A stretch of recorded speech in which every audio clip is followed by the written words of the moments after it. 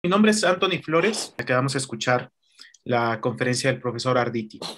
Antes de darle la palabra, quisiera presentar a nuestro conferencista de esta tarde.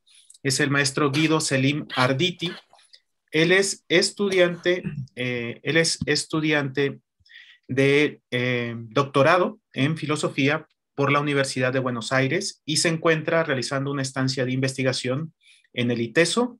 Esta estancia es patrocinada por la Asociación Universitaria Americana de Posgrados, la AUIP.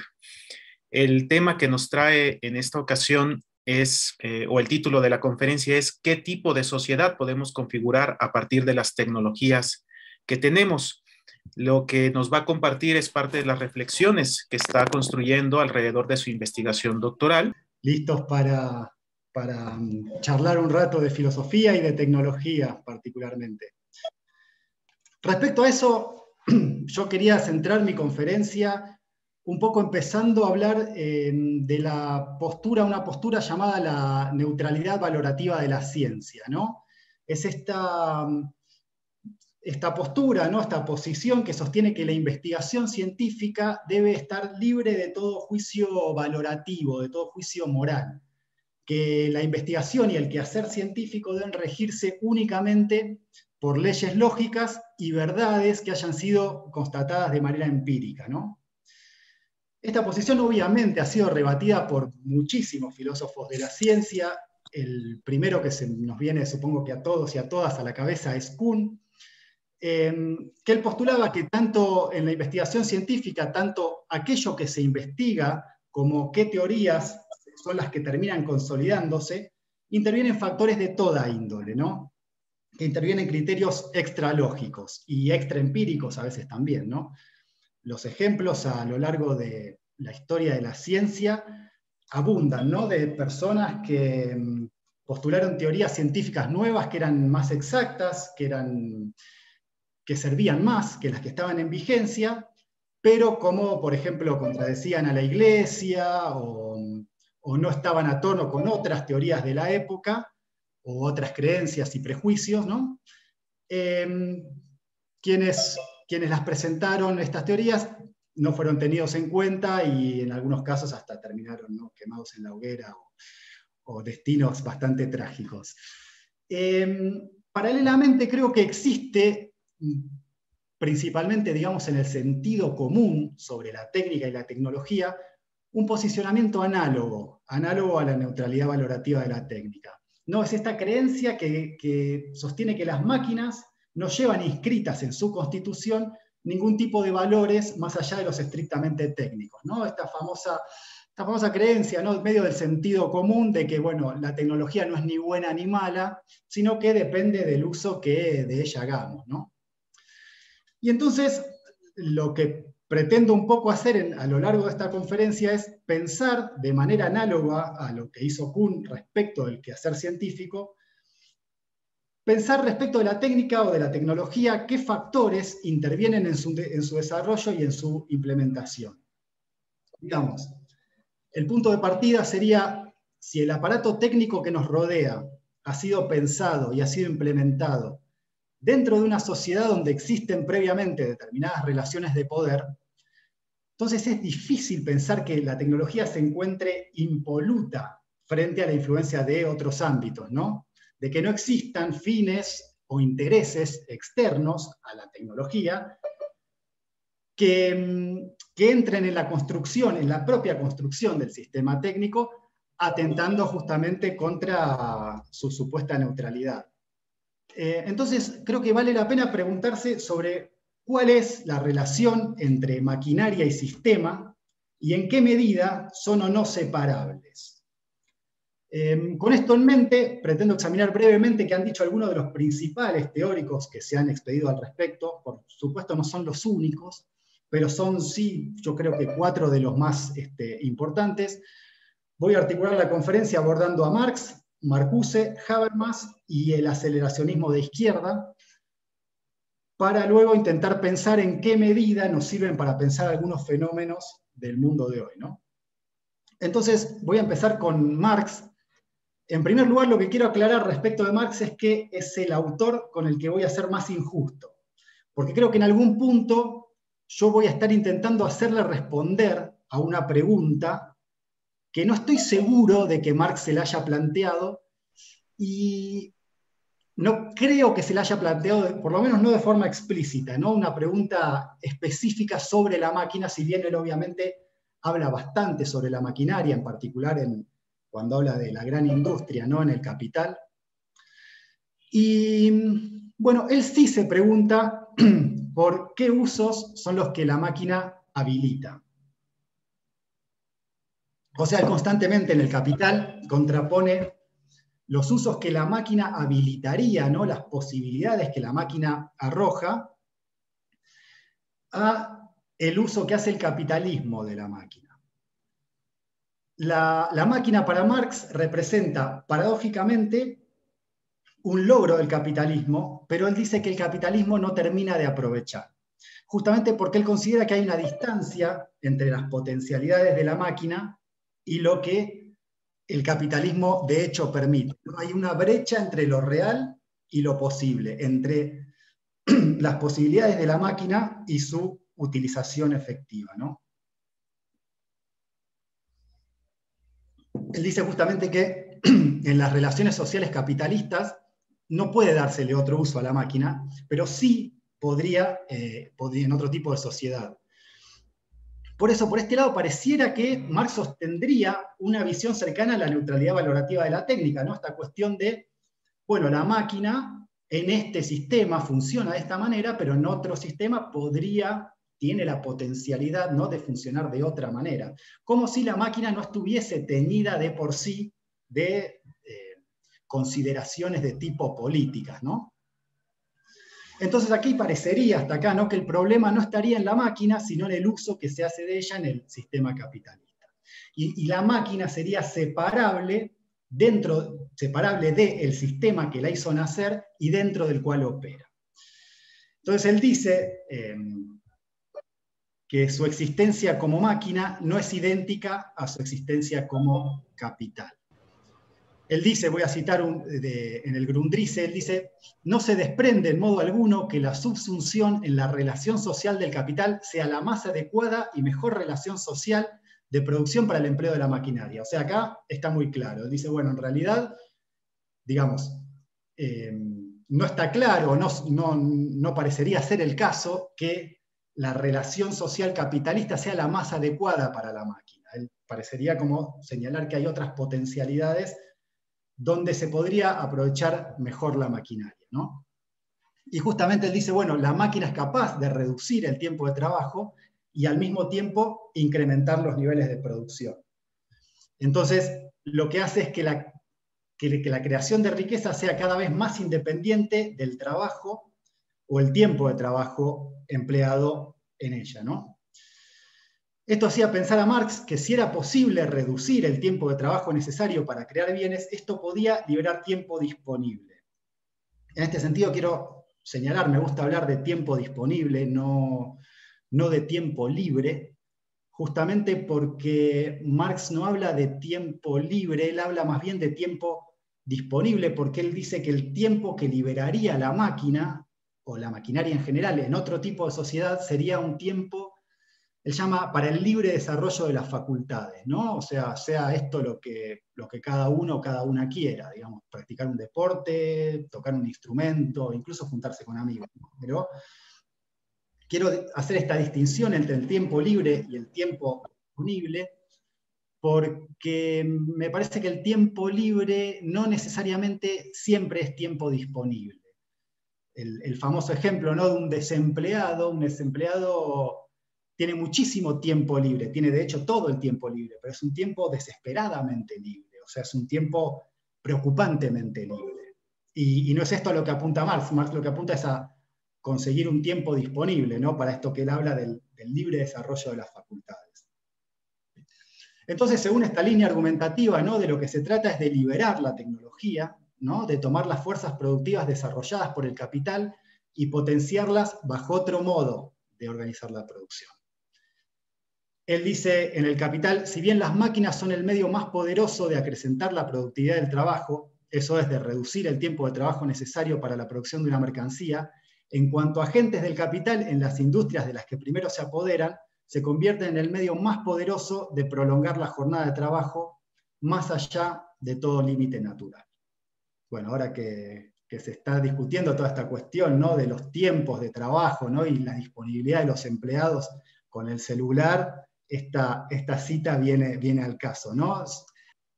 Entonces, lo que él dice justamente es esto: la máquina permitiría en potencia incrementar el tiempo disponible, pero como opera conforme un esquema que exige una acumulación y una expansión constante, o sea, el esquema, la axiomática capitalista, lo que termina generando es un trabajo sin descanso. Marx afirma que estos problemas no provienen de la máquina misma, sino de su utilización capitalista.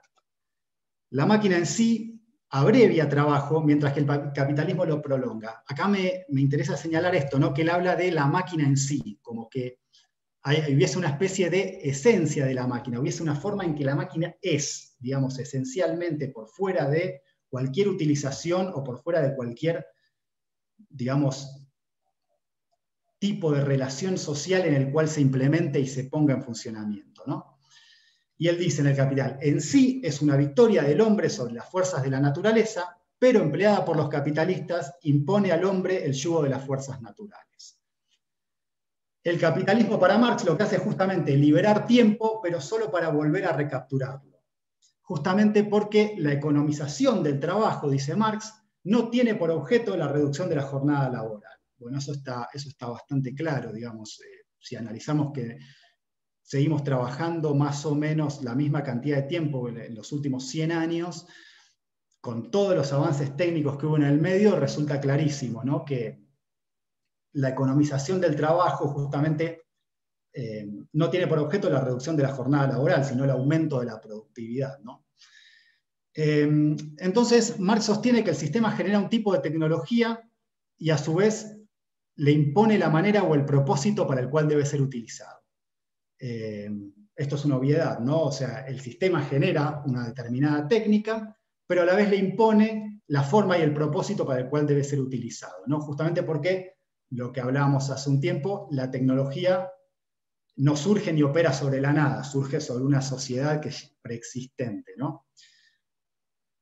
Entonces, yo acá tengo algunas cuestiones algunas preguntas, ¿no?, que le planteo a Marx en cierta medida, que me cuesta por ahí terminar de entender, o algunas cuestiones que encuentro medio problemáticas, ¿no?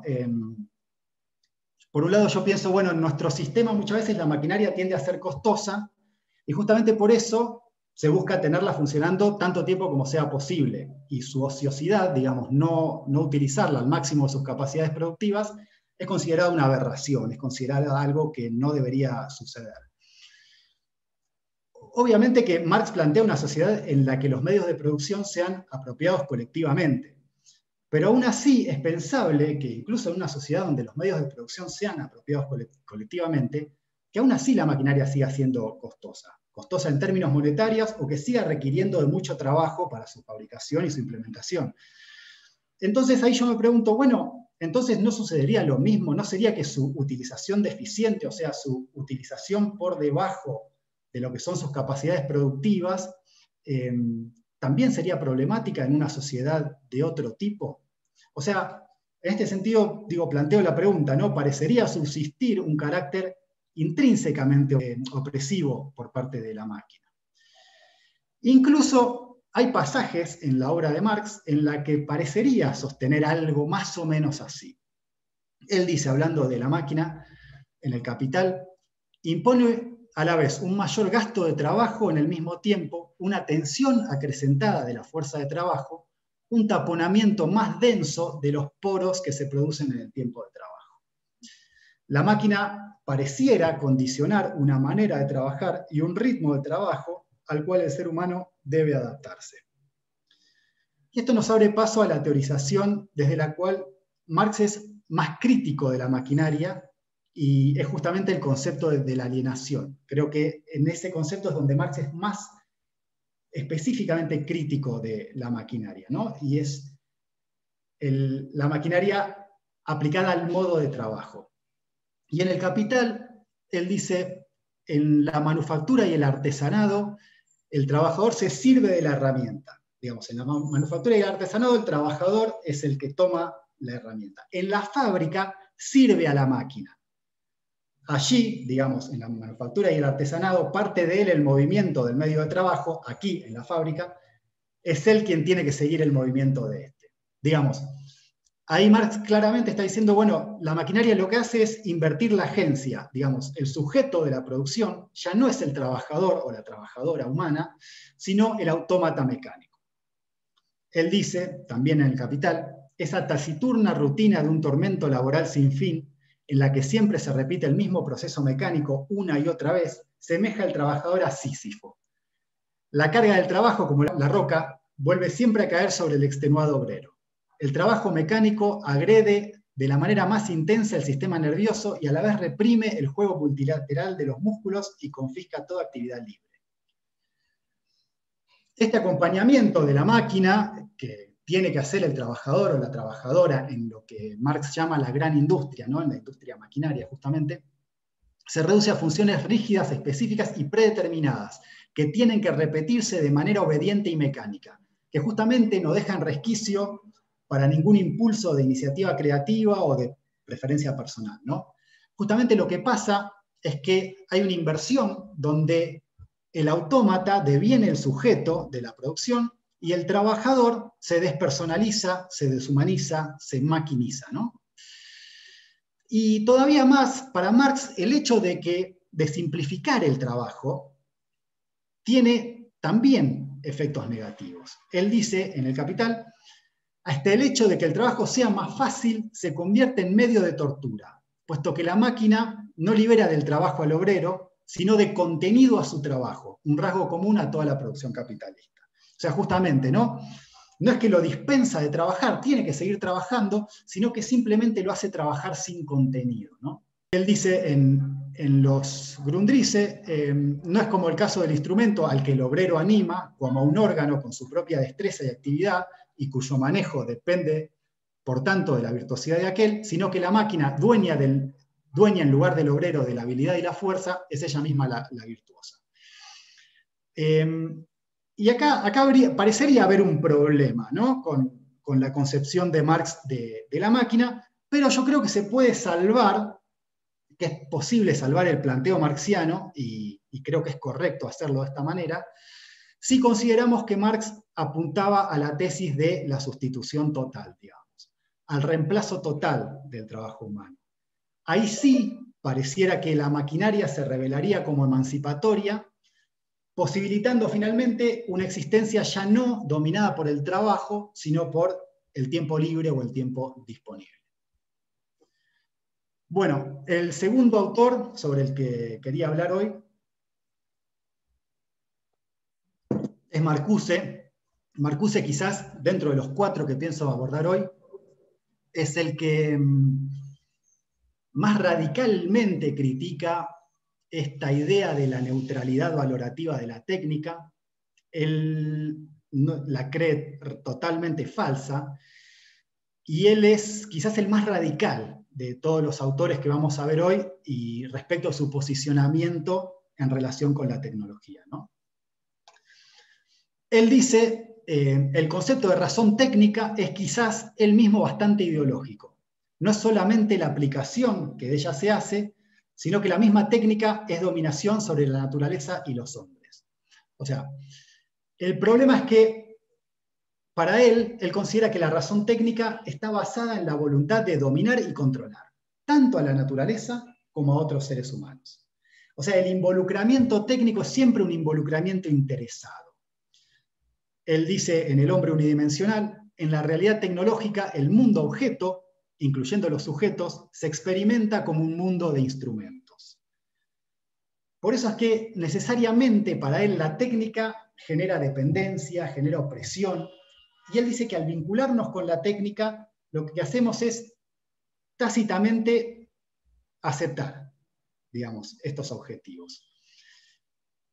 Él dice que el proyecto científico-técnico es un proyecto histórico y cargado políticamente. Dice, los fines y los intereses de los particulares de la dominación no son adicionales o dictados a la técnica desde arriba. Ellos entran en la constitución del mismo sistema técnico. O sea, justamente esta cuestión, ¿no? Los intereses, los valores entran dentro de la propia constitución del sistema técnico. La tesis de la neutralidad valorativa de la técnica sostiene que la técnica es neutra, pero su utilización puede encerrar valores, ¿no? Esta cuestión que decíamos al principio de, bueno, en realidad la tecnología no es ni buena ni mala, depende del uso que cada uno y cada una de nosotros haga de ella, ¿no?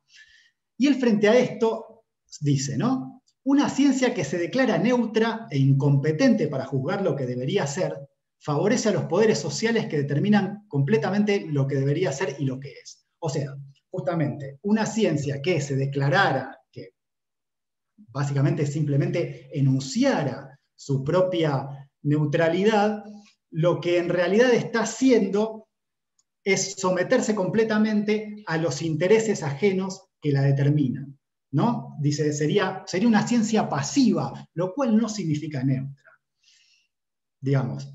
Y él dice todavía más, si la ciencia y la técnica se autoproclaman neutras, entonces están obligadas, justamente por mor de esta misma condición, o sea, por esta misma condición, estarían obligadas a reconocer que no tienen ningún poder sobre aquello que determina sus objetivos. Y la neutralidad solo sería verdadera si fuese capaz de rechazar cualquier interferencia externa.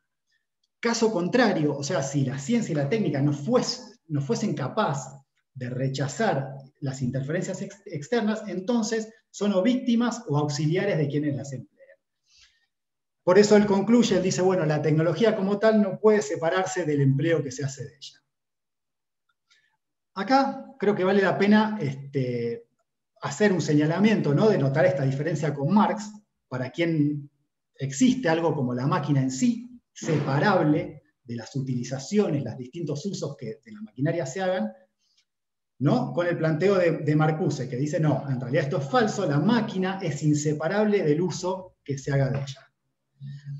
Justamente la técnica encierra determinados valores y normas que quedan encerradas y cristalizadas en sus desarrollos.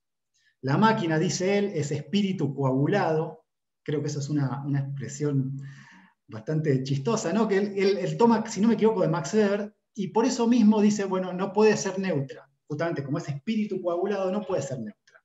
Hay que pensarla ética y políticamente. Justamente por eso es que critica a Marx. Él dice, en El hombre unidimensional, la teoría marxista clásica ve la transición del capitalismo al socialismo como una revolución política. El proletariado destruye el aparato político del capitalismo, pero conserva el aparato tecnológico sometiéndolo a la socialización. Justamente, ¿no? Él dice esta cuestión, ¿no? Bueno, Marx lo que plantea es una revolución política, donde el proletariado destruye el aparato político, pero toma el aparato tecnológico y lo somete a la socialización. Pero es el mismo aparato tecnológico, no hay una revolución técnica, no hay una revolución en la tecnología. La tecnología sigue siendo la misma.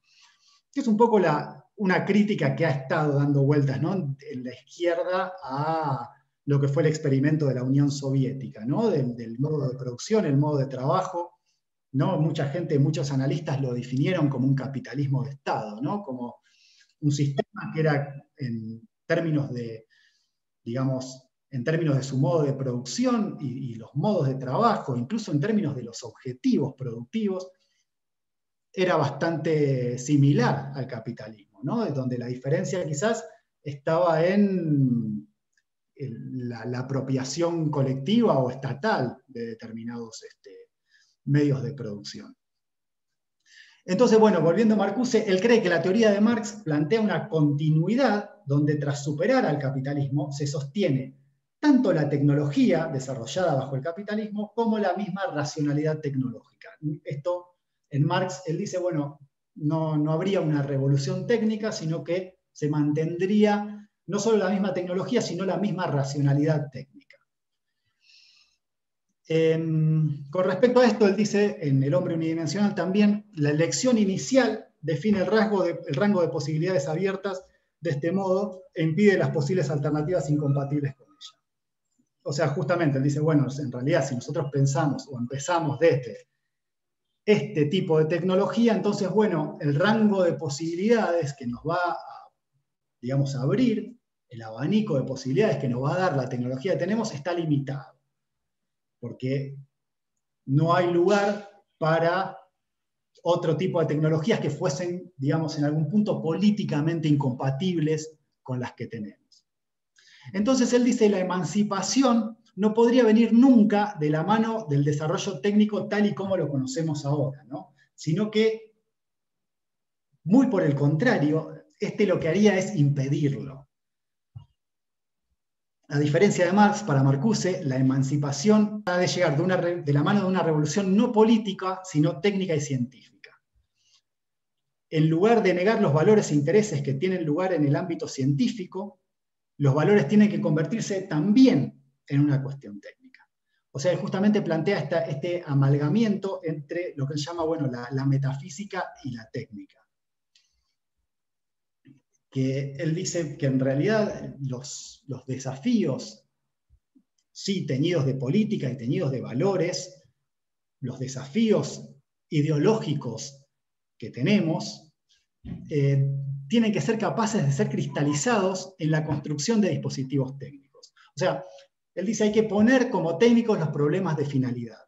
Para Marcuse, justamente, ciencia y metafísica no se oponen, sino que deben ayudarse. En El hombre unidimensional, él dice, las antiguas ideas metafísicas de liberación pueden llegar a ser el objeto propio de la ciencia. Pero este desarrollo enfrenta a la ciencia con la desagradable tarea de hacerse política, de reconocer la conciencia científica como conciencia política y la empresa científica como empresa política. Bueno, hasta acá con Marcuse. Voy a pasar ahora con el tercero de los autores que pensaba tomar hoy, que es Habermas. Él es un crítico de Marcuse. Él tiene una cita donde dice, bueno, todos los días nos enteramos de que las fuerzas productivas se convierten en fuerzas destructivas y de que las capacidades de planificación se transforman en potencialidades de trastorno. Por ello, no resulta extraño que ganen influencia aquellas teorías que tratan de demostrar que las mismas fuerzas que han aumentado nuestro poder, del que la modernidad en su día extrajo su conciencia y sus esperanzas utópicas, de hecho permiten que la autonomía se convierta en dependencia, la emancipación en opresión, la racionalidad en irracionalismo.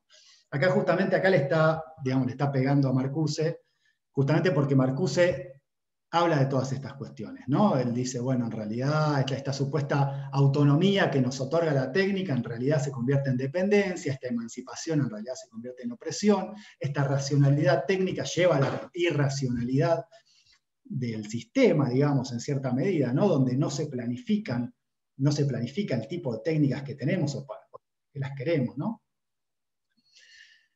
Y Habermas, en este sentido, lo que hace es retomar el concepto weberiano de la racionalidad con arreglo a fines, que justamente es el tipo de racionalidad en el que se establecen, calculan y planifican una serie de medios con el fin de lograr un objetivo. Y él dice que esta racionalidad con arreglo a fines tiene una conexión necesaria, una conexión inmanente con nuestra tecnología.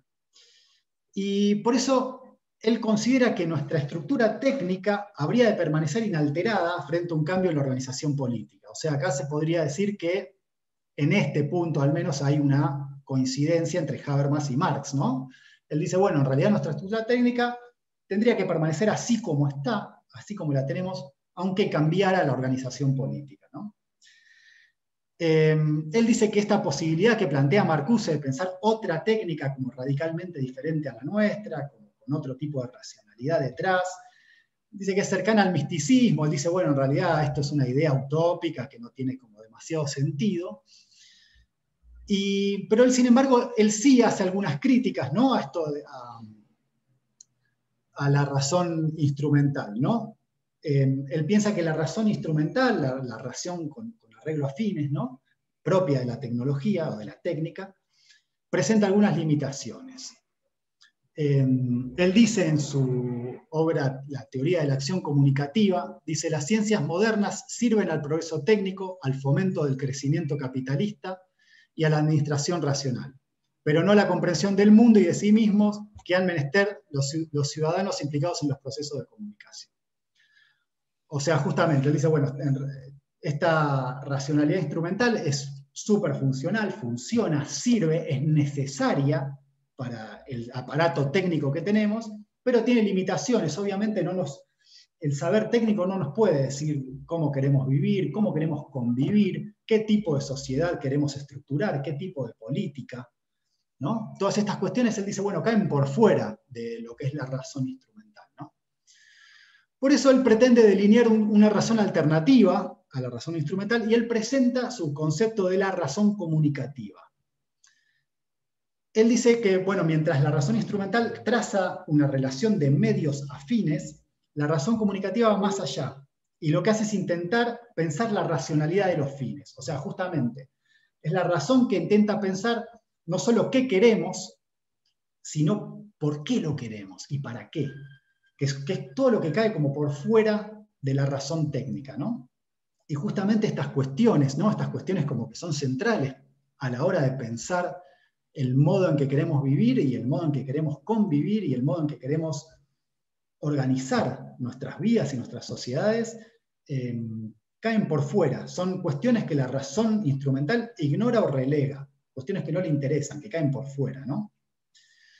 Entonces, él dice, bueno, en realidad el concepto este que él adelanta, ¿no? La razón comunicativa sí se expide respecto de los fines. O sea, es una razón que sí piensa para qué queremos lo que queremos y por qué lo queremos, ¿no?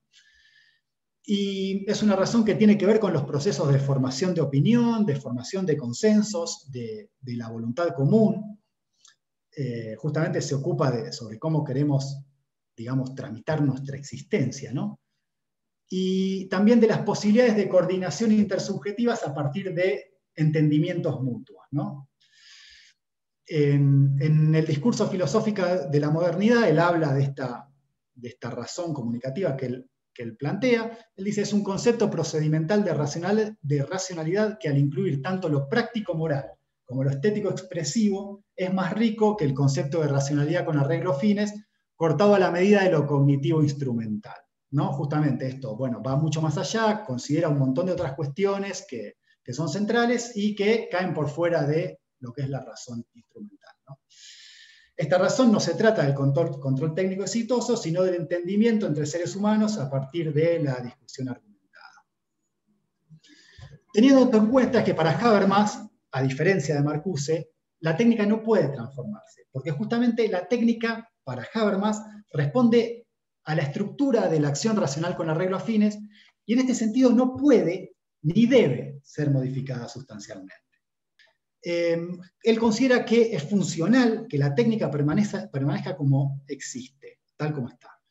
Él considera que tanto la técnica como el trabajo son ámbitos donde no hay no hay lugar para la razón comunicativa, digamos, ¿no? Justamente, voy a poner un ejemplo burdo, ¿no? Pero pensar en una fábrica donde están trabajando y que los empleados, los trabajadores se pongan a discutir, bueno, ¿qué sentido tiene lo que estamos haciendo? ¿Para qué esto es bueno para la sociedad? ¿En qué medida esto va a traer mayor felicidad a la gente?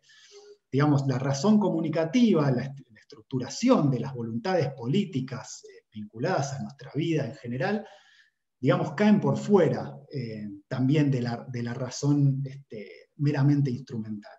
Y entonces él dice, bueno, en realidad tanto en la técnica como en el trabajo, la razón comunicativa no debería meterse, digamos, no hay lugar para la razón comunicativa. Y él dice, bueno, en realidad si se metiera, ¿no? si hubiese un avance de la razón comunicativa en estos ámbitos donde él considera que no debería estar, ¿no? Tanto en la técnica como en el trabajo, representaría un retroceso respecto de los niveles productivos ya alcanzados. O sea, justamente representaría un problema. Pero él dice también, así como la razón comunicativa no debe inmiscuirse en el campo de la razón instrumental, tampoco la razón instrumental debe meterse en los ámbitos propios de la razón comunicativa. Y él dice, su análisis es que en nuestras sociedades lo que sucede es que el propio desarrollo productivo acaba poniendo al sistema y a la tecnología por fuera de la reflexión. Digamos, no se cuestiona, no se discute. Los beneficios materiales que reporta el sistema técnico o tecnológico terminan por ser el garante ideológico del sistema. Digamos, los beneficios materiales que nos otorga el sistema se convierten en la propia base de legitimación. Justamente, en realidad, uno de sus principales libros se llama ciencia y técnica como ideología, ¿no? Justamente esta cuestión de que la técnica o los beneficios productivos que reporta alcanzan para, digamos, legitimarla y ponerla como por fuera de la discusión racional. Él dice, justamente sucede esto, la fuerza productiva deviene ideología y la legitimación ya no viene de las alturas de la tradición cultural, sino de la base de la producción social. Y ahí él piensa que lo que está pasando es que la razón instrumental está yendo más allá de su campo de aplicación. O sea, metiéndose en el campo propio de la acción comunicativa. Y contra Marcuse, él dice, lo que hay que hacer no es cambiar nuestro sistema científico-técnico, sino justamente limitar su campo de aplicación. Justamente en este libro, Ciencia y Técnica como Ideología, él dice, nuevas oleadas de saber técnico irrumpen cada día en la vida social, cogiendo la desprevenida, y los nuevos potenciales de un saber ampliado de disposición técnica hacen cada día más manifiesta la desproporción existente entre los resultados de una racionalidad técnica al máximo de su tensión productiva y unos fines perseguidos sin reflexión. O sea, él está diciendo, bueno, nuevas oleadas de saber técnico irrumpen cada día en la vida social, agarrando la desprevenida, tomando la desprevenida, y acá se manifiesta una desproporción entre los resultados de la racionalidad técnica con unos fines perseguidos sin reflexión, ¿no? Acá se me ocurre por ahí pensar en algún fenómeno de los últimos años. Por ejemplo, se me ocurre pensar en algunas plataformas, ¿no? Como Uber, bueno, Rappi, Globo, Pedido Ya, ¿no? Todas estas plataformas, ¿no? Que son como nuevas tecnologías que irrumpen en la vida social, como dice Habermas, tomando la desprevenida, y tomando desprevenido el ámbito propio de la razón comunicativa. O sea, el ámbito propio de la razón comunicativa sería el ámbito jurídico, el ámbito político, ¿no? El ámbito de la discusión racional argumentada. Y justamente esto lo vemos suceder en nuestras sociedades, ¿no? Aparece Uber de repente y el ámbito jurídico, ¿no? Responde un poco muy tardíamente a eso, ¿no? Pero con una batería de demandas legales respecto del modelo de negocio, respecto del estatus del conductor de Uber, respecto de la empresa, ¿no? Y todas estas cuestiones, y acá me parece que es un ejemplo muy claro, ¿no? De un nuevo dispositivo técnico que irrumpe en nuestra sociedad, y una sociedad estructurada, digamos, política y jurídicamente, que tiene en donde este avance llega y agarrándola desprevenido, y tiene que ponerse a tono respecto de este nuevo avance técnico. Otro ejemplo más o menos parecido, se me ocurre pensar en Google y Facebook, ¿no? Que se apropian de datos. Datos es una forma de ponerlo, podemos hablar de datos, pero también podemos decir, bueno, se apropian de determinados ámbitos de nuestras vidas, ¿no? Que hasta hace poco no eran susceptibles de ser convertidos en mercancías. O sea, hasta hace poco esto no era mercantilizable. Y acá hay todo un tema, ¿no? Como que nosotros, como sociedad, digo, todavía no sabemos bien qué hacer con eso. O sea, no sabemos qué estatus tienen los datos, ¿no? Si les pertenecen a ellos, si nos pertenecen a nosotros, si qué queremos hacer con eso, a quién se los cedemos, si los cedemos sin saber también. Como que hay ahí un gris gigante, ¿no? Hay gente sosteniendo que no, que en realidad deberían pagarnos porque es algo que nosotros generamos. Yo creo que bueno, esa tesis es medio complicada, ¿no? Pero no importa, digamos, sirve para pensar esto, ¿no? Como un nuevo avance técnico que aparece mercantilizando un ámbito de nuestras vidas que no estaba mercantilizado previamente, y no sabemos qué hacer con eso. O sea, no sabemos cómo responder a eso, y todavía no respondimos. Digo, como sociedad todavía no hemos podido responder, ¿no? Entonces, bueno, volviendo un poquito a Habermas, el problema para Habermas es este, justamente, ¿no? El sistema tecnológico y la racionalidad que lo acompaña son liberados. Al menos a priori son liberados del marco institucional, incluso lo amenazan. Digamos, avanzan sobre el marco institucional. Y creo que los ejemplos que dije, ¿no? Digamos, en Google, Facebook y Uber sirven para pensar un poquito esto, ¿no? Y él dice, bueno, en Teoría de la Acción Comunicativa, él dice, estos medios fracasan en los ámbitos de la reproducción cultural, de la integración social y de la socialización. En estas funciones no pueden sustituir al mecanismo del entendimiento como mecanismo coordinador de la acción, justamente, ¿no? Lo que hay que hacer, dice, es poner a la razón comunicativa a la par de la razón instrumental. O sea, no puede seguir habiendo desfasaje. Este desfasaje y este desequilibrio de fuerzas, ¿no? Justamente en Ciencia y Técnica como Ideología dice hay que poner bajo control las relaciones hasta ahora espontáneas y sin reflexión entre proceso técnico y mundo social de la vida, justamente, ¿no? Espontáneas y sin reflexión, porque aparece algo, de repente irrumpe y no sabemos bien qué hacer y funciona durante años hasta que, digamos, más o menos tratamos de ponernos de acuerdo como sociedad en cómo vamos a reaccionar frente a ese nuevo avance, ¿no? Entonces, en este mismo libro él dice, más bien parece posible y necesaria una comunicación recíproca entre los especialistas y los políticos, de forma que por un lado los científicos asesoren a los políticos y por el otro, estos hagan encargos a los científicos para atender a las necesidades de la práctica. Para ello el desarrollo de nuevas técnicas y estrategias estaría guiado, por un lado, desde un horizonte de necesidades, convertido ya en explícito, y por el otro, esos intereses sociales reflejados en sistemas de valores serían a su vez objeto de control en relación con las posibilidades técnicas y los medios estratégicos de su satisfacción. O sea, justamente lo que plantea, bueno, tiene que haber comunicación recíproca entre los especialistas técnicos y los políticos, donde los políticos, digamos, sean capaces de hacer encargos a los científicos para atender a las necesidades de la gente o de la sociedad, y entonces el desarrollo de nuevas técnicas y estrategias estaría guiado desde un horizonte de necesidades, o sea, desde las necesidades propias de una determinada sociedad. Entonces es necesario poner en marcha un diálogo entre la ciencia y la política que ponga en relación el saber técnico con las voluntades prácticas, ¿no? Con las voluntades políticas. De lo que se trata, dice Habermas, es de si ese brillante potencial de saber queda a disposición de los hombres solo en tanto que seres manipuladores de técnicas o queda incluido en la posición lingüística de los hombres en tanto que seres que se comunican entre sí. O sea, justamente, ¿no? O sea, si ese brillante potencial de saber queda simplemente en manos de los hombres y mujeres, solamente en tanto son manipuladores de técnicas, o sea, un poco como lo que decía Marcuse, o si queda incluido en la posesión lingüística de hombres y mujeres que, como sociedad, y que se comunican entre sí, que elaboran consensos, ¿no?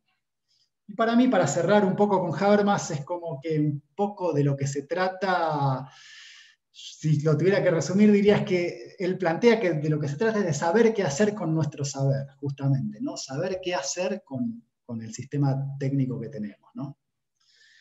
Y bueno, por último, la última, ahora sí no es un autor, sino es una corriente de pensamiento, ¿no? Que es el aceleracionismo. Me voy a centrar en el aceleracionismo de izquierda, principalmente en Zizek y Williams. Ellos plantean esta ambiciosa propuesta de izquierda, ¿no? Ellos dicen que actualmente desconocemos el potencial transformador de muchos de los avances tecnológicos y científicos de nuestro tiempo, ¿no? Acá hay una reminiscencia con lo que hablábamos al principio con Marx, ¿no? En aquello que decía que la relación social del capital quizás no sea la más adecuada para el empleo de la máquina, ¿no? Acá es más o menos parecido en ese sentido. Ellos creen justamente que la tecnología podría fomentar el desarrollo de nuevas libertades para la reconquista de nuestro destino como especie. Ellos dicen en Inventar el futuro, bajo el capitalismo el potencial de la tecnología queda severamente restringido, reducido a un mero vehículo para generar ganancias y controlar a los trabajadores. Sin embargo, aparte de estos usos, existen otros potenciales. Nuestra labor es revelar esos potenciales ocultos. Justamente ellos dicen, bueno, lo que sucede hoy por hoy es que lo único que avanza es una parafernalia de cosas ligeramente mejoradas para los consumidores, o sea, todos los años tenemos un celular más nuevo y más brillante, mientras que otras necesidades quedan insatisfechas, ¿no? Justamente ellos dicen que el sistema lo que hace es alentar el desarrollo de ciertos productos tecnológicos que funcionan cada vez más con una lógica similar a la industria de la moda, digamos, donde se buscan ganancias rápidas, donde se busca una obsolescencia precoz, digamos, que los productos técnicos mismos pasen de moda también, ¿no? Y lo que el sistema hace es justamente, digamos, en cierta medida alentar estos tipos de desarrollos mientras desalienta otras inversiones donde los tiempos de desarrollo serían más largos o más inciertos y también por ahí más inciertas las perspectivas de ganancias, ¿no? Y que incluso cuando las ganancias son consideradas o llegan a ser consideradas como insuficientes, alcanza para abortar el proyecto, independientemente del valor humano que pueda haber, ¿no? Que pueda tener detrás un determinado proyecto tecnológico, ¿no? Y ellos tienen una vinculación particular con la tecnología. En este sentido, al igual que Marx, tienen una relación dual, creo yo. Por un lado, ellos evitan a toda costa caer en el utopismo tecnológico, o sea, esta idea, esta creencia de que la tecnología de por sí es suficiente para alcanzar la emancipación humana. Para ellos, al igual que para Marcuse y para Habermas, la tecnología no es inherentemente progresista. Pero para su proyecto político, la técnica moderna es considerada un elemento indispensable. O sea, la tecnología para ellos es considerada necesaria, pero no suficiente para su proyecto político. O sea, es indispensable, pero no alcanza solo con la tecnología. Tiene que ir, dicen ellos, acompañado por la acción sociopolítica. En Inventar el futuro dicen, las tecnologías para alcanzar los objetivos clásicos de la izquierda, trabajo reducido, mayor abundancia, un mayor control democrático, están más disponibles que nunca. El problema es que siguen estando encerradas dentro de relaciones sociales que oscurecen estos potenciales y les quitan su poder. En este sentido es un planteo similar al de Marx, ¿no? Justamente dicen, bueno, en realidad las tecnologías que tenemos ahora nos pueden dar todos los objetivos clásicos de la izquierda, un trabajo reducido, mayor abundancia, incluso dicen mayor control democrático. Todo esto está disponible, pero siguen estando enquistadas en relaciones de poder que oscurecen esos potenciales, ¿no? Un planteo muy, muy parecido al de Marx. Y su visión del futuro está anclada en la tecnología que tenemos, en tendencias que ya existen. El planteo de ellos consiste en un despliegue de algunas potencialidades contenidas dentro de tendencias que existen en las formas actuales de producción. De ahí su nombre, ¿no? Aceleracionismo. Ellos plantean acelerar algunas tendencias que ellos ya vislumbran en el aparato productivo que tenemos hoy en día. Y básicamente ellos, en mi opinión, se centran en dos cuestiones, ¿no? En dos tendencias del capitalismo actual que consideran que pueden apuntar a su superación. Por un lado, ellos hablan de la posescasez, ¿no? Algo que comparten con otro autor que voy a mencionar, que no voy a tratar en profundidad como los tres anteriores y los aceleracionistas, pero que quería mencionar porque me parece que viene al caso, que es Jeremy Rifkin, que él también habla de la posescasez, y él tiene un libro que se llama La sociedad del costo marginal cero, ¿no? Justamente esta noción del costo marginal, el costo marginal es el costo de producir una unidad extra de un bien determinado, sin tener en cuenta los costos fijos, digamos. O sea, una vez que yo tengo una fábrica de tenis, bueno, ¿cuánto me sale, cuánto me cuesta producir un par extra de tenis? Eso es el costo marginal, ¿no? Y a la hora de pensar determinados productos o determinadas cosas que consumimos hoy en día, ¿no? Podríamos pensar, por ejemplo, cuando veíamos películas por DVD, ¿no? No sé cuál es la edad de la gente que están viendo la conferencia, pero creo que más de uno hemos visto películas con DVD. Y bueno, el DVD tenía un costo, digamos, si el DVD se podía romper, se podía perder, cuando una persona lo utilizaba, otra no podía, al menos no simultáneamente y no en dos lugares distintos al mismo tiempo, ¿no? Pero con la digitalización esto deja de ser así. Digamos, con una plataforma como Netflix ya esto no sucede. Digamos, todas las personas del mundo pueden mirar la misma película en el mismo momento y no habría problema. No hay, en ese sentido, parecería haber, o parecería ciertos desarrollos técnicos de nuestra sociedad de hoy parecerían apuntar hacia la posibilidad de una posescasez en ese sentido, ¿no? La digitalización en general. Y pensando ahora desde el otro lado, ¿no? Podríamos pensar, bueno, ¿cuál es el costo, ¿no? Para pensar en una plataforma como Spotify o como Netflix, de tener un nuevo usuario, de tener un nuevo cliente, por decirlo así. Bueno, el costo marginal vemos claramente que tiende a cero. Entonces Rifkin, al igual que los aceleracionistas, él augura una sociedad de superación de la escasez, por lo menos para algunos bienes, ¿no? Y es cierto que si vemos algunas tendencias dentro de nuestra sociedad actual, podemos llegar a vislumbrar algunas de estas cuestiones, ¿no? A partir de diseños de código abierto, de producciones libres de derechos de autor, de las impresoras 3D, de las energías renovables, ¿no?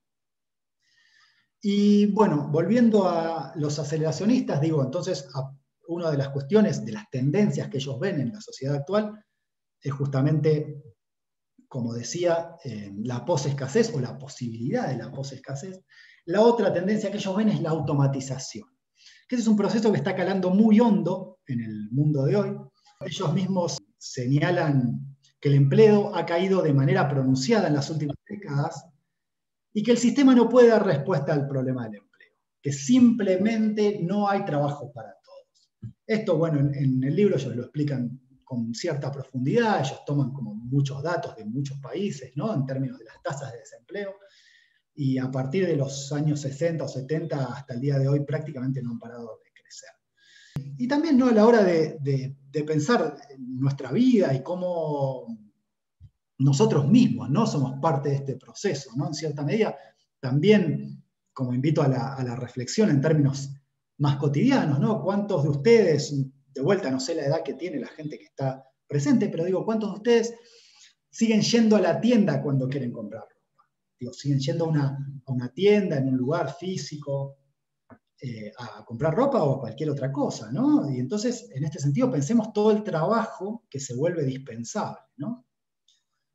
Inclusive podríamos pensar esta misma conferencia, digo, yo la estoy dando en este momento, pero va a quedar grabada, la voy a subir a mi canal, bueno, después se puede reproducir los 365 días del año, 24 horas por día, ¿no? Entonces, ¿cuánto trabajo también ahí queda ahorrado, ¿no? En cierta medida. Y ellos toman muchos datos, como decía, toman muchos datos a lo largo de su obra, y algunos son del Banco Mundial inclusive, y ellos dicen, los cálculos sugieren que entre el 47 y el 80% de los empleos actuales podrían ser automatizables en las próximas 2 décadas, ¿no? Y acá de vuelta, ¿no?, pensemos un poco en la automatización, en los autos, en los carros, en los camiones, los trenes autónomos.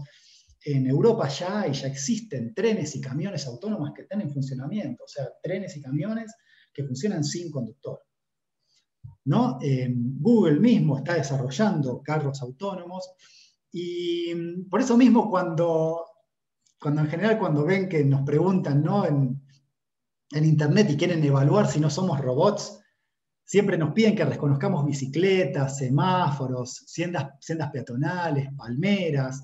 Justamente nos piden eso porque usan nuestras respuestas para entrenar a los autos autónomos. Justamente usan nuestras respuestas para entrenar a los autos autónomos que están desarrollando en Google.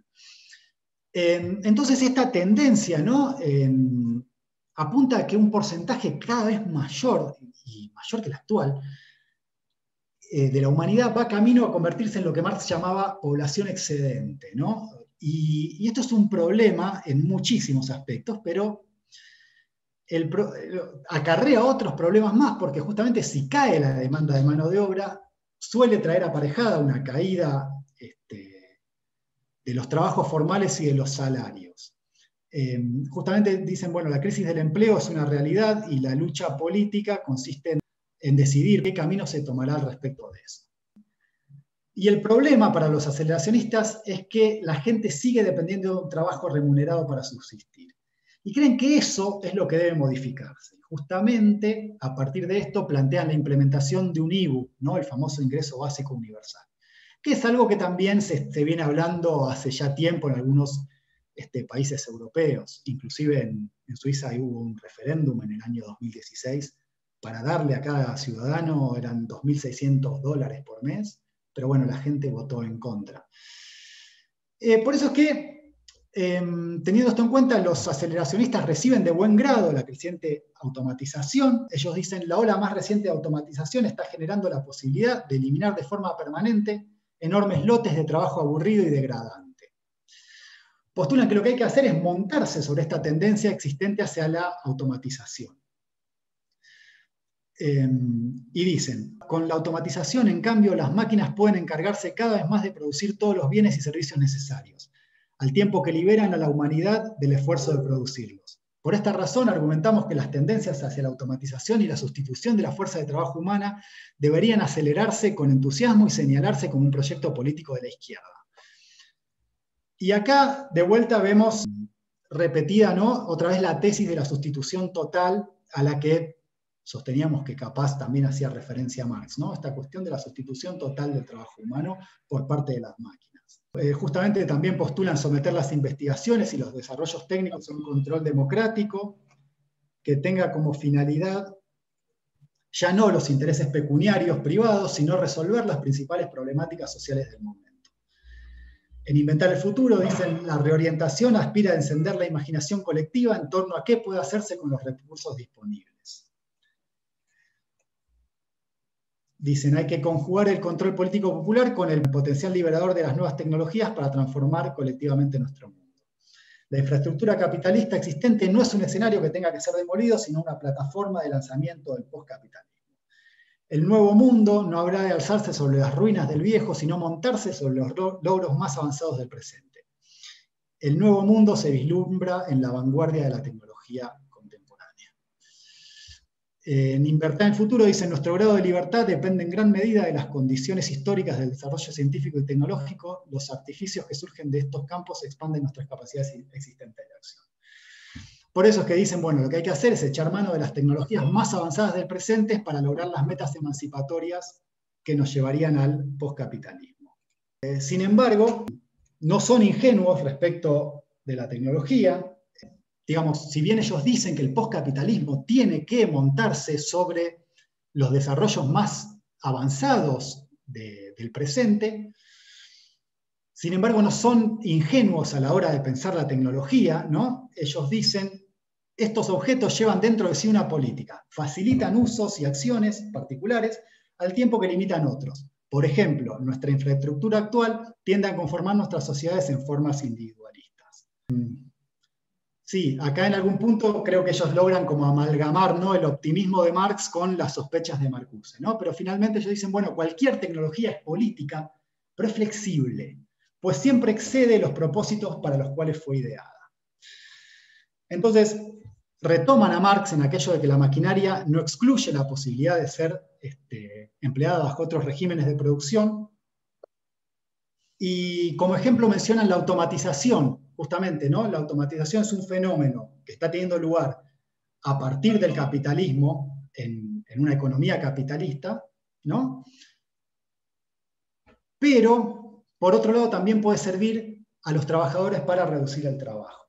O sea, si bien es un avance que vino de la mano de una voluntad capitalista, puede, por otro lado, como excede aquello para el cual fue pensada, servir a los trabajadores también para reducir el trabajo, ¿no? Entonces ahí vemos esta flexibilidad de la tecnología a la que ellos aluden. Bueno, acá termino con aceleracionismo y bueno, por último quería decir algunas ideas, algunas cuestiones, dejar algunas cuestiones como para pensar un poco, y que también nos van a servir, digamos, todo el recorrido, todo el derrotero que nos llevó hasta acá, pensar cómo aplicar todo aquello que estuvimos viendo en estos 4 autores con respecto al mundo de hoy y algunas cuestiones, ¿no?, que quería como poner un poco sobre la mesa y bueno, invitar a todos y a todas a reflexionar y a pensar sobre esto, ¿no? Quería hablar justamente de quizás el más influyente desarrollo tecnológico del último tiempo, justamente el que está haciendo posible que en este momento estemos todos y todas nosotros en contacto, que es justamente Internet, ¿no? Y respecto a Internet, yo creo que hay un relato, ¿no?, al respecto, que habla de que Internet, que cuando surgió y cuando en los primeros tiempos se la vio y se la vivió como una verdadera revolución, ¿no?, que iba a abrir las puertas a un dominio colaborativo de solidaridad mutua, que iba a ser un paraíso de horizontalidad, y en cierta medida creo que este relato no es falso, digo, no es equivocado, en cierta medida tiene un asidero real. En cierta medida creo que Internet en un principio venía a posibilitar determinados consumos culturales, en términos de libros, películas, videos, música, que no siempre eran tan accesibles, que de hecho en muchos casos eran relativamente costosos inclusive. Y justamente Internet venía a poner esto sobre la mesa y a volverlo accesible a un número grande y siempre creciente de nuevos potenciales consumidores, ¿no? Y había plataformas como Ares, como Napster, para compartir y descargar música, películas, y funcionaban en un formato P2P, digamos, era de usuario a usuario. Y si bien es cierto, yo creo que esta visión de los comienzos de Internet es acertada, o sea, acertada en el sentido de que tiene un asidero real, que efectivamente esto sucedía, creo que en cierta medida es una visión un poco ingenua, por otro lado, ¿no? Volviendo a esta cuestión de no caer en la neutralidad valorativa de la técnica, ¿no? Digamos, un determinado desarrollo técnico aparece y surge dentro de una determinada sociedad que tiene una determinada estructuración, ¿no? Entonces, por eso digo, obviamente esta no era la única visión de Internet y las posibilidades de Internet. También coexistía con esta visión horizontalista y democratizante una perspectiva que entendía Internet como una nueva y diferente oportunidad de negocio, ¿no? Y es obvio que el mundo corporativo también posó sus ojos sobre este nuevo fenómeno, ¿no?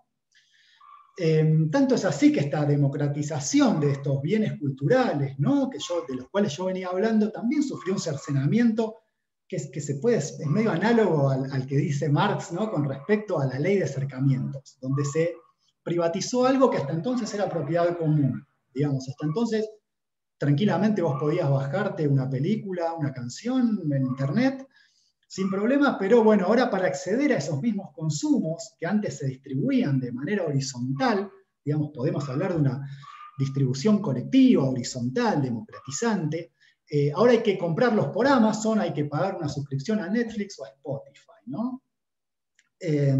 Incluso todavía más, ¿no? Nuestro uso de Internet, nuestra utilización de Internet está en gran medida acaparada por los dos gigantes, ¿no? Google, que es Google y YouTube, y Facebook, que es Facebook, Instagram y WhatsApp. Inclusive creo que el apagón del otro día me sirve para ilustrar este punto, ¿no? ¿Cuántos y cuántas de ustedes estuvieron incomunicados porque se cayó una sola empresa? Una empresa. Y quedamos todos y todas incomunicados por varias horas. Y hoy también sucede que justamente todos nuestros datos son acaparados por estos dos gigantes, y hoy en día es virtualmente imposible hacer publicidad en línea sin recurrir a alguno de los dos, digamos. Es imposible, no se puede. Pero bueno, para ir cerrando, yo quería decir que a mí personalmente tampoco me gusta caer en este relato dramático y con ciertos tintes bíblicos, ¿no? De esta caída del paraíso terrenal que fue en algún punto Internet en sus comienzos, a el acaparamiento por parte de las corporaciones y el sistema capitalista que estamos viviendo hoy, ¿no? En ese sentido yo quería como matizar un poco esta visión también, ¿no? Porque por un lado pienso que Internet es un fenómeno muy vasto como para tratar de reducirlo o referirnos a él en términos maniqueos, ¿no? Como en esta cosa de antes era bueno, antes estaba chido, ahora ya no. Me parece que es como demasiado simplista y demasiado maniquea, ¿no? Y lo cierto es que todavía queda mucho en Internet, páginas y aplicaciones que realmente tienen una lógica diferente y una lógica que es verdaderamente colaborativa, no como la mal llamada economía colaborativa, sino realmente colaborativa, ¿no? Y en ese sentido quería por lo menos mencionar algunas con las que imagino que todos y todas los que están escuchando deben estar familiarizados. La primera es una que me encanta, me parece una genialidad, me parece algo espectacular, que es Wikipedia. Exactamente, Wikipedia es la enciclopedia más grande y más exhaustiva en la historia de la humanidad. Imagino que todos y todas ustedes la han utilizado muchísimas veces, y todos quienes han colaborado con entradas en Wikipedia lo hicieron gratis, o sea, lo hicieron con el solo propósito de colaborar, de ayudar y de poner su granito de arena. Y me parece que Wikipedia es una genialidad en ese sentido, ¿no? Hay otras, se me ocurre pensar en Couchsurfing, que no es para hospedar gente porque sí, porque somos generosos si tenemos ganas, BlaBlaCar para viajes compartidos también. Entonces, bueno, para cerrar quería decir que esto, bueno, no me gusta hablar de Internet como una sola cosa, me parece que es un error epistemológico grave.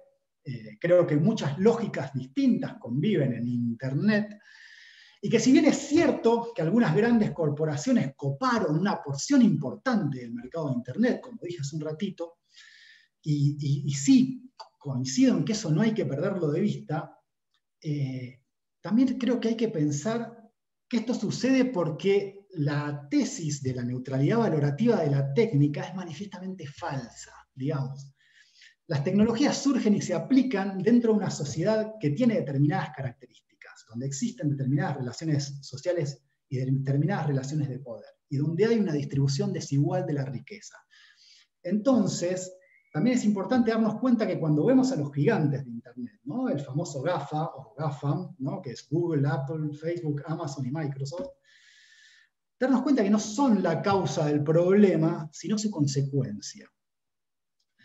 Digamos, siendo la sociedad como es, no debería sorprender que las tecnologías que se imponen sean las que reproducen la lógica imperante dentro del sistema.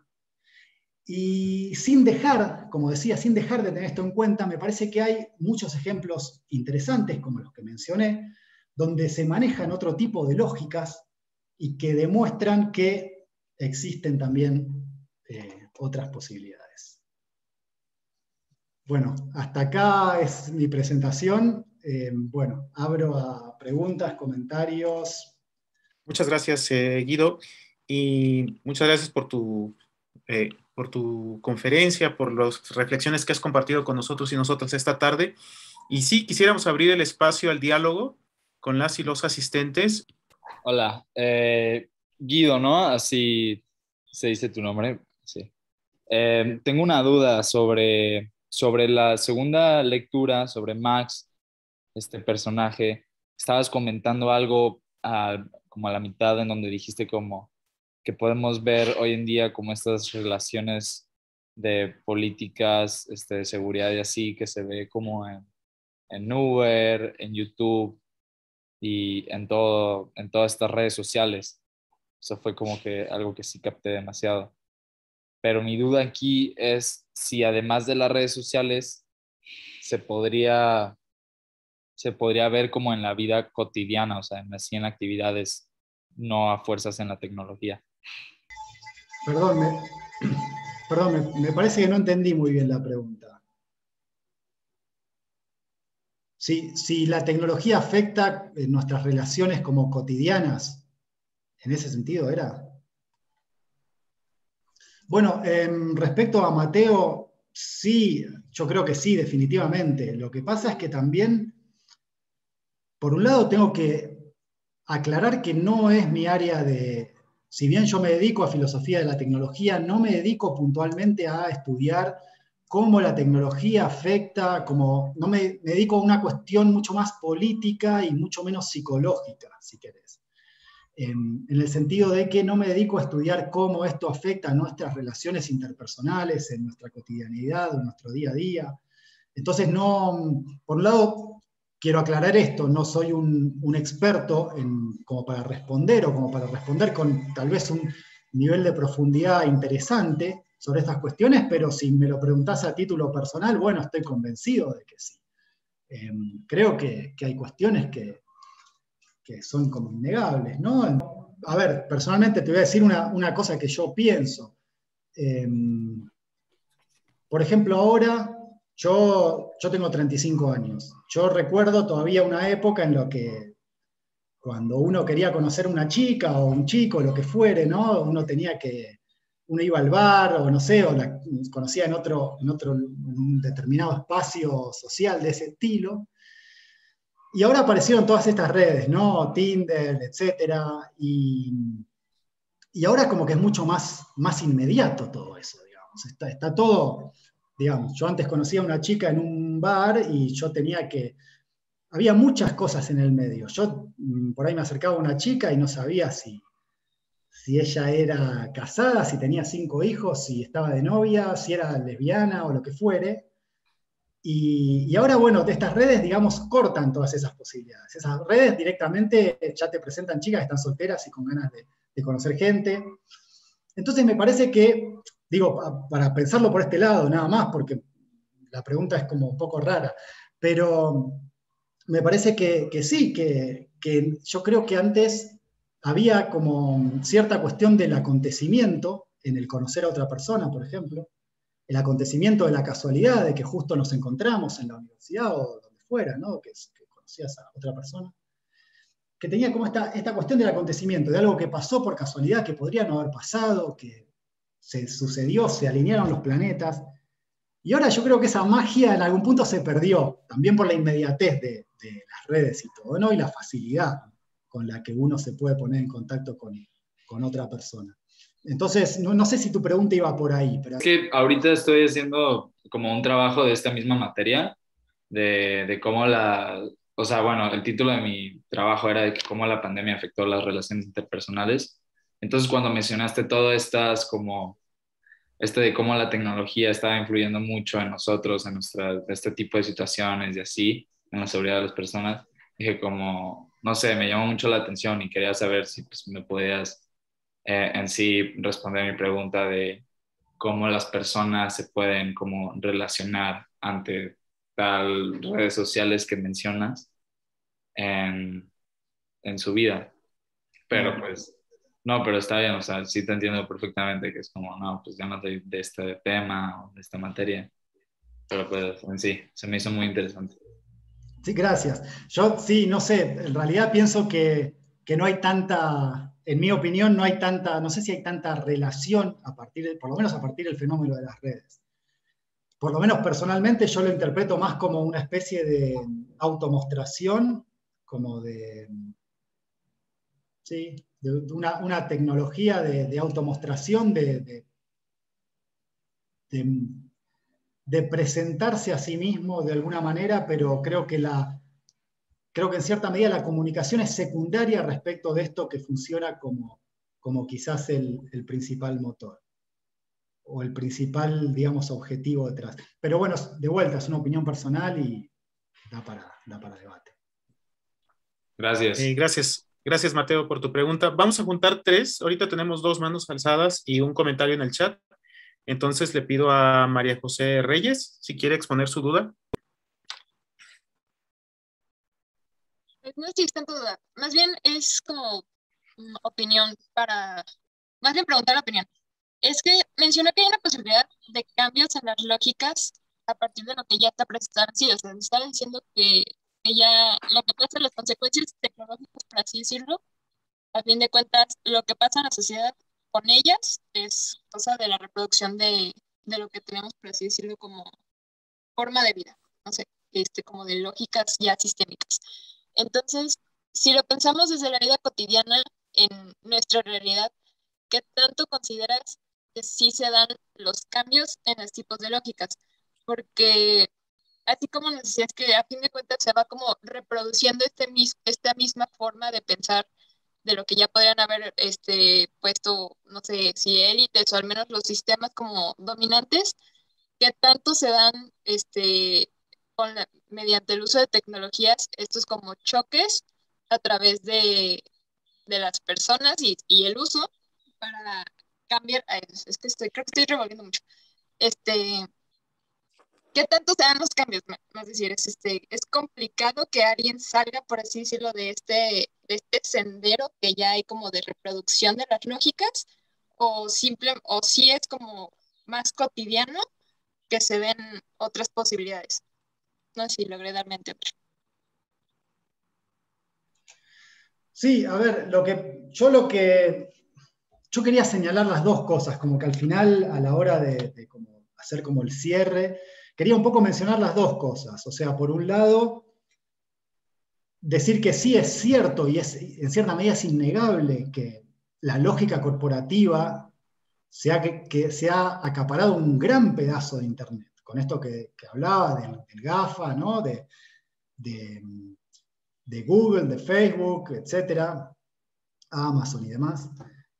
Y es es como innegable, como esto que yo decía hace un rato, bueno, si hoy vos querés hacer publicidad en línea, tenés que recurrir a una de las dos, no hay otra. O sea, no hay otra, son esas dos. El otro día se cayó el sistema y bueno, estuvimos prácticamente incomunicados porque se cayó una empresa. Entonces, la lógica corporativa o el mundo corporativo sí se llevó un gran pedazo de Internet. Pero lo que yo quiero decir, o lo que quería señalar también, es bueno, esto no es todo el relato. O sea, también hay otras lógicas que tienen lugar en Internet, como señalaba Hugo, BlaBlaCar, Couchsurfing. Y creo que cuando vos me apuntabas un poco a lo individual, ¿no? A lo personal, de cómo cada uno... Bueno, creo que cuando usamos Internet caemos dentro de las dos lógicas, en Wikipedia o lo que fuere, caemos dentro de las dos lógicas.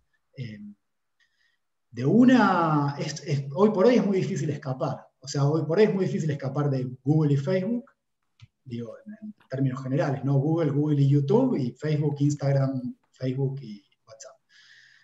Es muy difícil escapar de esas, pero existe también existen otras lógicas y existen otras posibilidades. Yo mencioné las 3 o 4 que mencioné porque son muy conocidas, son páginas que seguramente calculo que todos y todas los que están escuchando las han utilizado, pero también hay un montón de otras, mucho más pequeñas, también hay proyectos, incluso hay proyectos locales en determinadas ciudades, principalmente en Europa, en contra, por ejemplo, de Airbnb, hacer como un Airbnb que en realidad que el 20% o el 10% de la comisión, que en lugar que vaya a una multinacional como Airbnb, sino que vaya como a otros destinos y demás. Entonces, digamos, la posibilidad están las dos cosas y bueno, mi idea era un poco como plantear un cuadro de situación. Tampoco yo sé o soy quien para decirle a los demás qué es lo que tienen que hacer, y aunque pudiera, no sé si sabría hacerlo. Mi idea era, como digo, plantear un cuadro de situación, invitar a pensar, reflexionar sobre algunas cuestiones, y bueno, y de ahí partimos. Gracias a María José Reyes por su pregunta. Vamos a juntar estas 3, que ya se juntaron. 2 están en el chat. Una es de Alexia Soto. Ella pregunta, ¿cómo ves el futuro de Latinoamérica en cuanto a las revoluciones que utilizan y funcionan dentro de tecnologías digitales? Y pone, por ejemplo, el caso de Assange y Wikileaks, Chelsea Manning, Snowden, entre otros, ¿no? Y Alejandro Peregrino pregunta, y creo que está un poco vinculado también a lo que pregunta Alexia, que es, ¿qué panorama geopolítico logras visualizar mediante el uso de las redes sociales como armas frías para implementar sistemas políticos por parte de Estados Unidos y China? Por ejemplo, Silicon Valley por parte de Estados Unidos y TikTok o Alibaba de China. Están como los dos extremos con estas dos preguntas, ¿no?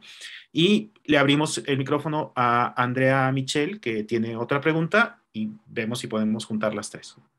Andrea. Hola. Más que pregunta, yo me acuerdo cuando empezaste la plática que mencionaste algo que me pareció muy interesante. Decías que la máquina, bueno, quizá no lo decías tú, quizá estabas parafraseando, pero que la máquina, aunque está destinada para mejorar los procesos, aumentar la producción, su propósito no es disminuir los horarios de trabajo, ¿no? Como que a mí el tema del control sobre los cuerpos me parece muy interesante, porque creo que además con la pandemia salió, digo, es algo que ya sabíamos, pero creo que se explotó de maneras muy locas esta posibilidad que tenemos de estudiar una carrera, mantener un trabajo y hacer todo desde nuestra sala, ¿no? Entonces el poder de los cuerpos y el concepto que tenemos de lo que es tener un trabajo o adquirir conocimiento ha cambiado muchísimo, ¿no? Y me gustó mucho el planteamiento que hiciste al respecto, nada más quería como hacerlo notar, porque me interesó mucho. Gracias, Andrea. Guido, tus comentarios.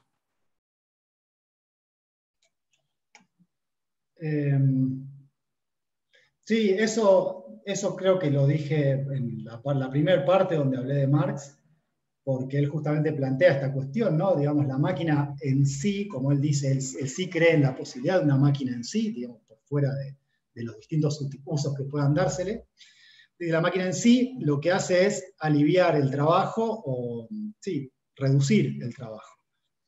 Pero como la máquina no fue inventada, o la máquina fue inventada dentro de un sistema que lo que buscaba no era digamos, mejorar la situación del trabajador, sino por el contrario, aumentar la productividad, lo que termina sucediendo es que él dice, bueno, la máquina libera, digamos, libera el tiempo, pero el capitalismo lo recaptura por el otro lado, justamente porque como la axiomática del capitalismo es la maximización siempre creciente de las ganancias, lo que se hace es, digamos, si se produce más, se trabaja más.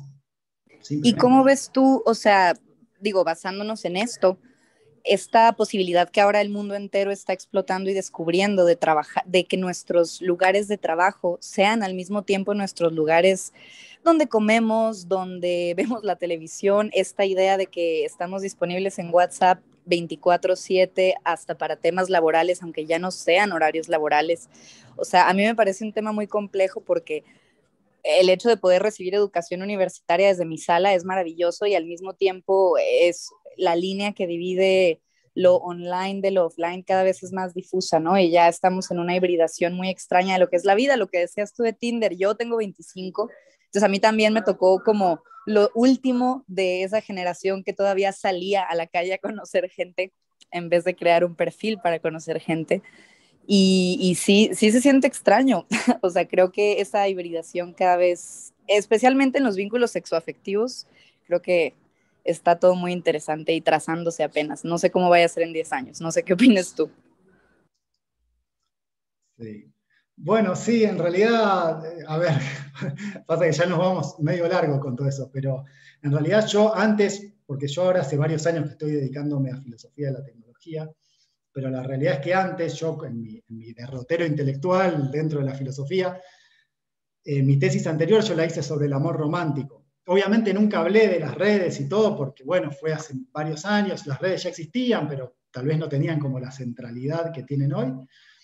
Pero sí hablé de este tema y también como que con una vinculación sistémica, no en términos de la tecnología, justamente porque no era mi área en ese entonces, pero sí en términos de una vinculación sistémica, igual que hago ahora con la tecnología, digamos, pensarla como, bueno, está bien, esto no sucede en el aire, digamos, esto sucede dentro de una determinada sociedad, estructurada de una determinada manera, con ciertas relaciones de producción, con ciertas relaciones de poder, con cierta distribución de la riqueza. Entonces, bueno, no sé, si te interesa, te invito a que leas lo mío, está en internet, está subido, así que si te interesa podés ver por ese lado, pero bueno, no, con respecto a las redes, bueno, sí, sin duda que es interesante, pero bueno, nunca me metí como del todo por ese lado. Y tenemos estas dos preguntas en el chat, Guido, la de Alexia. ¿Cómo ves el futuro de Latinoamérica en cuanto a las revoluciones que utilizan y funcionan dentro de tecnologías digitales? Por ejemplo, el caso de Assange y Wikileaks.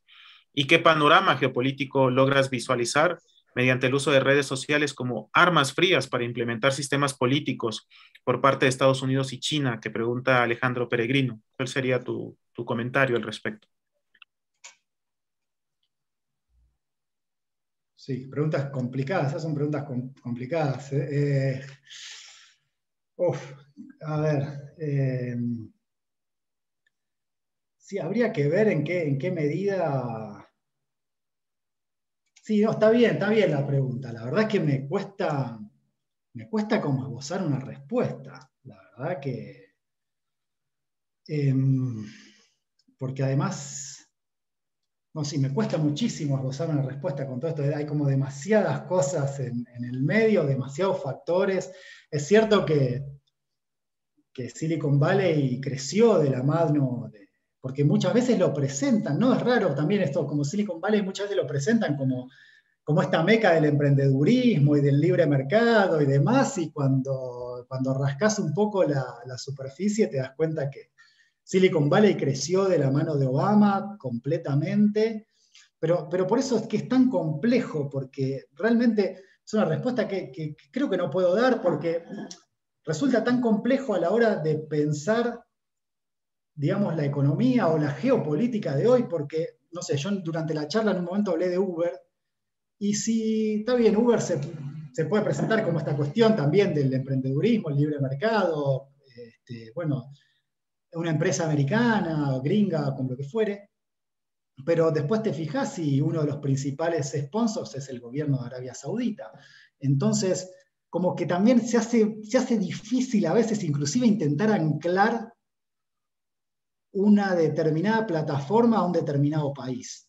En el sentido de que en qué medida, digamos, en qué medida cada cosa pertenece a cada quien. Entonces voy a dar rienda suelta a mi comentario y básicamente es, pues la pregunta que titula tu conferencia en realidad es una pregunta que engloba un montón de cuestionamientos que vienen ligados a cualquier desarrollo técnico, ¿no? Desde, bueno, si volvemos a Marx, que fue el autor que marca el punto de partida de tus reflexiones, básicamente cada desarrollo técnico implica una serie de cuestionamientos sobre la sociedad en la que se está dando tal desarrollo, ¿no?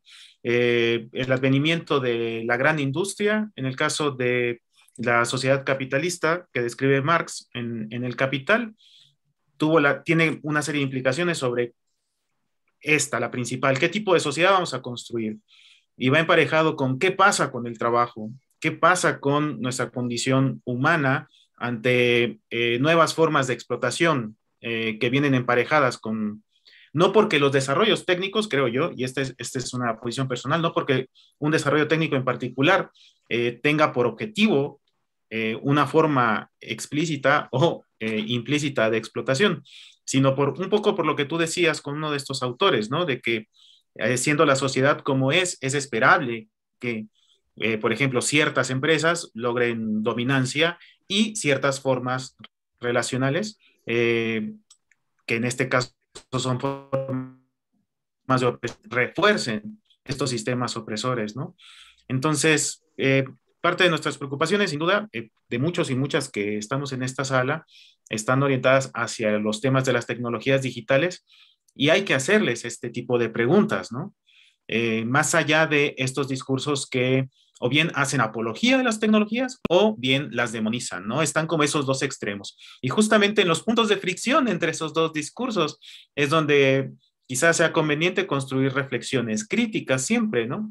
Los ejemplos que tú ponías al final, Couchsurfing, que se me hace un fenómeno muy, muy curioso de analizar, la propia Wikipedia, etcétera, pues sí, muestran el potencial o una serie de potenciales de estas tecnologías, pero también nos obligan a preguntarnos qué es lo que tienen que hacer los sujetos, y no por no utilizar esta categoría de usuarios, ¿no? Sino los sujetos para apropiarse de esos espacios potencialmente liberadores que tienen las tecnologías, ¿no?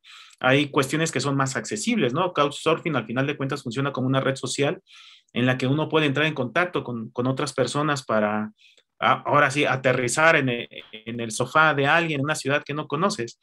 Pero otras plataformas requieren una serie de habilidades que tienen que adquirirse. El propio Wikipedia pues requiere un poquito de habilidades y hay un filtro, ¿no? Para convertirse en wikipedista, ¿no? En editor de entradas en Wikipedia. Entonces son muchas preguntas las que se abren con las reflexiones que nos has compartido y en ese sentido agradezco a nombre del Departamento de Estudios Socioculturales del ITESO que nos hayas permitido la oportunidad de escucharte y de abrir un pequeño espacio de diálogo contigo. Y antes de darte la palabra para despedir esta actividad, le voy a permitir a Eduardo Navarro que nos ofrezca su comentario o duda. Adelante, Eduardo. Ay, perdón por la tardanza para hacer la pregunta, la verdad. No, adelante. Mi pregunta es, entonces en esta época, incluso antes las posibilidades de acceso a las personas de la tecnología, ¿podríamos decir que sigue siendo reducida en su potencial? ¿Qué opinas, Guido? Y en cierta medida sí, por lo menos en ciertas cuestiones, ¿no? A ver, también es cierto que, no sé, por ejemplo, yo hablé de Spotify y dije, bueno, hay que pagar una suscripción. Bueno, no necesariamente, en realidad uno puede usar Spotify libremente, simplemente va a tener anuncios, es la única diferencia. Pero hay otras cuestiones que son diferentes, digamos, a la hora de mirar una película, ya no es tan fácil como era antes, incluso a las páginas donde antes subían películas y cualquiera podía verlas, las van persiguiendo, las van cerrando, tienen que abrir con otro nombre, bueno, y es como todo un cuento del gato y el ratón constante, que van como complicando estos accesos a determinados consumos culturales. Lo mismo pasa con los libros, ¿no? De repente uno entra a Amazon y te dan las primeras 30 páginas y ahí corta. Y bueno, si querés leer más, tenés que comprar. Y después, bueno, sí, obviamente, como dije a lo largo y como dije sobre todo al final de la conferencia, también me parece que hay un poco de todo, ¿no? También hay como código abierto, hay cosas que están gratis, hay gente que comparte sus saberes o sus producciones gratis, y es un montón también. Por eso es que también, lo dije varias veces, pero es imposible no caer en la paradoja, ¿no? Como que muchas veces dije, bueno, no me gusta hablar de Internet porque Internet es gigante, es inabarcable todo lo que está sucediendo en este segundo en Internet, digamos. No lo podríamos entender ni aunque estuviéramos toda nuestra vida. Sin embargo, entonces es un fenómeno tan amplio donde se dan entonces todas las lógicas y donde se dan todos tipos de intercambio. Entonces, pero bueno, a la vez también, a la medida que iba como desarrollando, también no me queda otra que hablar de Internet como una única cosa, digamos, total y globalizante y globalizable. Pero sí, me parece que sí, que en cierta medida algunos consumos están vedados o están limitados, y a la vez consumen otras lógicas, como dije, hay gente que produce con copyleft, no sé, hay de todo. Entonces, Internet es una jungla y convivimos todos y todas ahí. Muchas gracias a Eduardo por exponer su duda y muchas gracias a Guido. Y bueno, son casi las 3 de la tarde. Les agradecemos a todos, a todas, por haber asistido, por habernos acompañado, por haber participado. En especial, le queremos agradecer mucho al profesor Guido Arditi por haber aceptado abrir este espacio para dialogar y para escucharlo. Guido, muchísimas gracias. No, el agradecido soy yo, la verdad, y muchas gracias por este espacio. La verdad me fui de tiempo, me di cuenta, estuvimos casi 1 hora y media. Pero bueno, espero que les haya gustado, y gracias a vos, Anthony, a todos y a todo lo demás. Gracias por estar y por haberse quedado y escuchado. Espero que... Gracias, Guido. Un abrazo. Dale. Abrazo, Hugo. Muchas gracias. Muchas gracias. Muchas gracias. Un placer. Gracias. Ha sido una gran experiencia. Gracias. Muy bien. Gracias. Gracias a todos, gracias a Buen todas. día. Buena tarde. Disfruten. Muchas gracias.